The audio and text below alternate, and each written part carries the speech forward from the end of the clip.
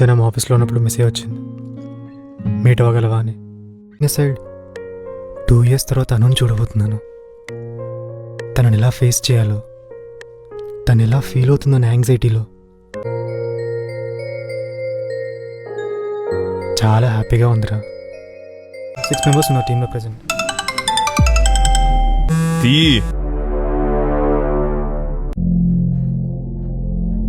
సరే ఊరుకోండి, మనం ఇంటికెళ్ళక గొడవ పడదాం కానీ. ఇంకేం సాయి?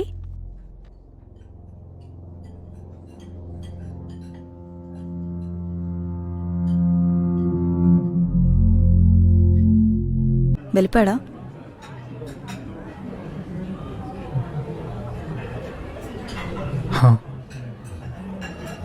ఏమైందా? నువ్వు ప్రాబ్లం ఏంటి?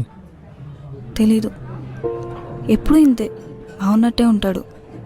నేను కొంచెం హ్యాపీగా కనిపిస్తే చాలు సైకోలా బిహేవ్ చేస్తాడు. మరి ఇంట్లో ఏమన్నారు? ఒక మిడిల్ క్లాస్ పేరెంట్స్ నుంచి ఏం ఎక్స్పెక్ట్ చేస్తున్నావు? ఇవి ప్రతి ఇంట్లో ఉండేవే, ఏ అమ్మాయినా ఫేస్ చేయాల్సినవే. నువ్వే చూసి చూన్నట్టు వెళ్ళిపోవాలి.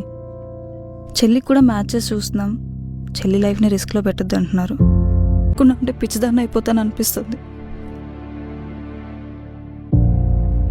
చాలా భయంగా ఉంటుంది. ఎవరైనా గట్టిగా పట్టుకొని ఏడవాలనిపిస్తుంది.